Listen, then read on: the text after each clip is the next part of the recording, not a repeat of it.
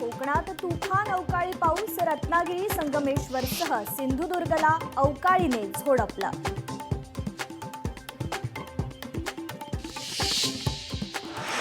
नंदुरबार जिल्ह्यात अवकाळी पाऊस, पावसामुळे शेतकऱ्यांचं मोठं नुकसान. हातातोंडाशी आलेला घास हिरावून घेतल्याने शेतकरी हवालदिल.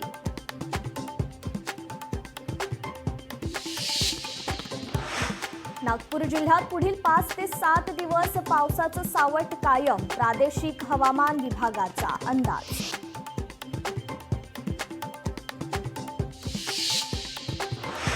सिंधुदुर्ग जिल्ह्यात वादळी वाऱ्यासह मुसळधार पावसाची हजेरी, पावसामुळे अनेक गावातील वीज पुरवठा खंडित.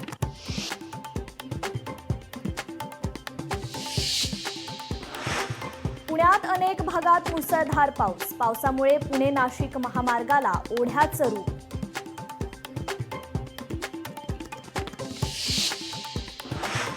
अरबी समुद्रात कमी दाबाचा पट्टा निर्माण झाल्याने कोकण किनारपट्टीवर वादळसदृश्य स्थिती निर्माण. पुढील 2 दिवस किनारपट्टीवर जोरदार वाऱ्याची शक्यता.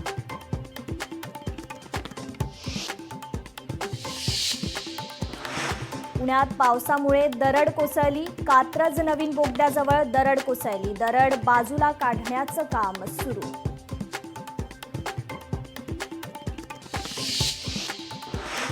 अकरावी ऑनलाईन प्रवेशाचा गोंधळ संपता संपेना, प्रवेश प्रक्रियेसाठी नवीन वेळापत्रक जाहीर. 11वीचे ऑनलाईन प्रवेश 26 मे पासून सुरू होणार.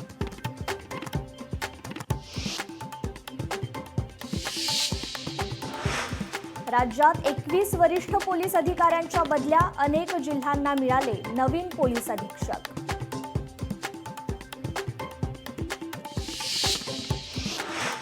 पाकिस्तान सोबतच्या बॉर्डरवर इराण भिंत बांधणार. पाकिस्तान आणि अफगाणिस्तानमुळे इराण त्रस्त झाल्याने दोन्ही देशांच्या सीमेवर सुरक्षा भिंत बांधणार.